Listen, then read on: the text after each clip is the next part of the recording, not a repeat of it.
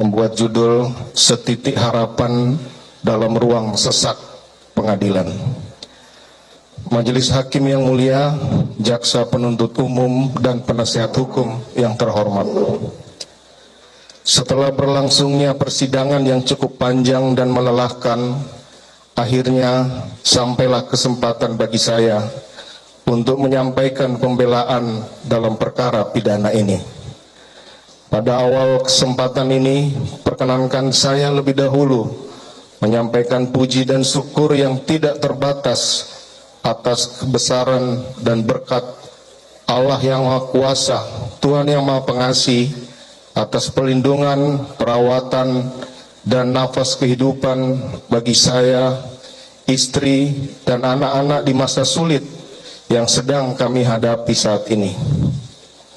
Saya juga mengucapkan terima kasih kepada Yang Mulia Majelis Hakim, Penasihat Hukum, dan Jaksa Penuntut Umum yang dengan penuh kesabaran dan ketelitian telah memeriksa perkara ini semata-mata untuk menggali dan menemukan kebenaran material yang begitu penting untuk menentukan keputusan yang adil bagi semua pihak, tidak terkecuali bagi saya selaku terdakwa.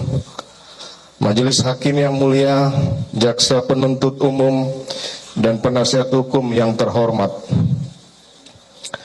Nota pembelaan ini awalnya hendak saya beri judul Pembelaan yang Sia-sia, karena di tengah hinaan, caci maki, olok-olok serta tekanan luar biasa dari semua pihak terhadap saya dan keluarga dalam menjalani pemeriksaan dan persidangan perkara ini, acap kali membawa saya dalam keputusasaan dan rasa frustasi. Berbagai tuduhan bahkan vonis telah dijatuhkan kepada saya sebelum adanya putusan majelis hakim. Rasanya tidak ada ruang sedikit pun untuk menyampaikan pembelaan. Bahkan sepotong kata pun tidak pantas untuk didengar lagi, dipertimbangkan dari seorang terdakwa seperti saya. Selama 28 tahun saya bekerja sebagai aparat penegak hukum dan menangani berbagai perkara kejahatan termasuk pembunuhan. Belum pernah saya menyaksikan tekanan yang begitu besar terhadap seorang terdakwa sebagaimana yang saya alami hari ini.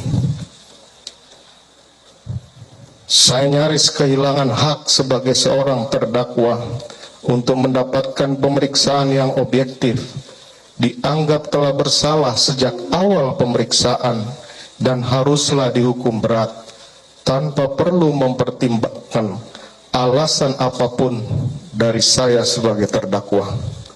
Media framing dan produksi hoax terhadap saya sebagai terdakwa dan keluarga secara intens terus dilancarkan sepanjang pemeriksaan.